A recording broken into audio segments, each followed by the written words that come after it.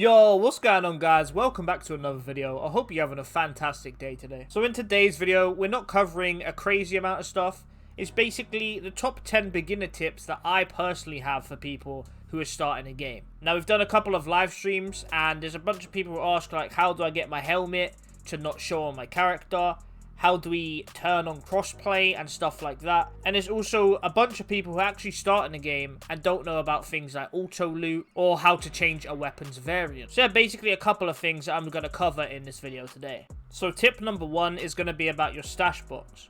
You can find this at any single base camp in the game, and it's pretty much an extension of your inventory. Now also, what you can do with your stash box is that you can put any item in the stash that you want, and you can take the item out on a different character. The second tip is respeccing your skills. As you level up, you're going to gain skills at the top here, and at any moment, you can swap them out for different skills. You can even do this mid-mission. You can also go in your class's talent tree and respec the talent tree at any moment whenever you feel like. All you're going to do is reset the tree down here. It'll verify. Once you do that, you're going to gain all of your skill points back, and then you can redo the tree however you like. So if you do put a point in the wrong place, it's not the end of the world. You can just come back and change it. So my next tip is crossplay.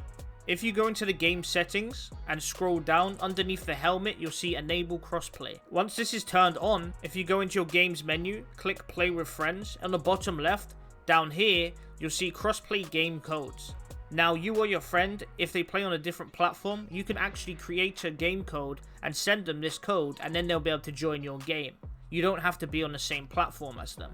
Another great tip is that if you have a grenade skill or any kind of throw-in skill, if you hold it down for a second or so, it'll actually bring up this arc of where it's aiming. So you no longer have to randomly throw it and hope it lands in the right place. You can actually aim it with the skill. Once you hit confirm, it's going to go ahead and land exactly where you aimed it. The next tip is that if you don't know already, there's actually an auto loot system in the game. What you can do is come into options, and under the auto loot minimum rarity, you can change the rarity of loot that gets auto looted for you. I personally have mine set to common, which means it picks up every single piece of loot on the floor. You can either hold down on the D-pad if you're on console, or you can press the H key, and you'll notice that once you press that, it will loot everything on the ground and give it to you in your inventory. This also works for resources. The next tip is if you go into your options menu, under gameplay, you can actually toggle your helmet on or off. This does not affect gameplay and is only cosmetic.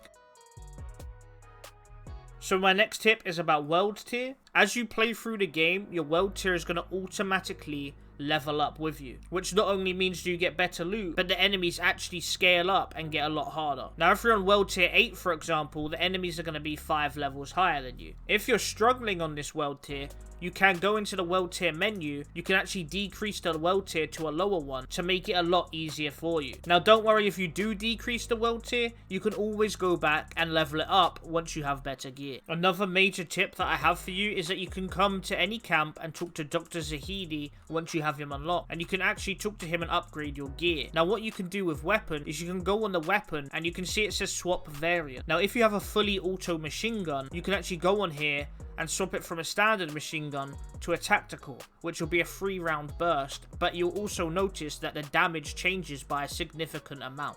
So if you do loot a gun variant that you don't really like, you can actually change that out for one that you might prefer in the crafting menu. So if you didn't know already, when you're aiming down sights, you can actually change the shoulder you're aiming down by pressing down the middle mouse button if you're on PC, or the right analog stick if you're on controller. The final tip is if you get a green piece of gear and it has nice stats on it, what you can actually do is you can improve the rarity of those items. All you need is some leather. Once you upgrade it, you can select a class specific mod, and then you can use titanium to further increase the rarity of it to epic. So green gear isn't always bad. So guys, I hope you found some of those tips helpful. Maybe you learned something you didn't already know. And for anyone new playing the game, welcome to the community. Other than that guys, that's going to be the end of the video. As always, you know what I'm going to say, make sure you drop a like on the video if you enjoyed it, and whilst you're there, hit that sub button for me. We upload daily Outriders content, and if you're watching this video, the chances are I'm going to be live streaming tonight doing CT carries for all of the viewers. You can find links to our awesome Discord community in the description of the video, and I'll see you in the next video guys. Peace.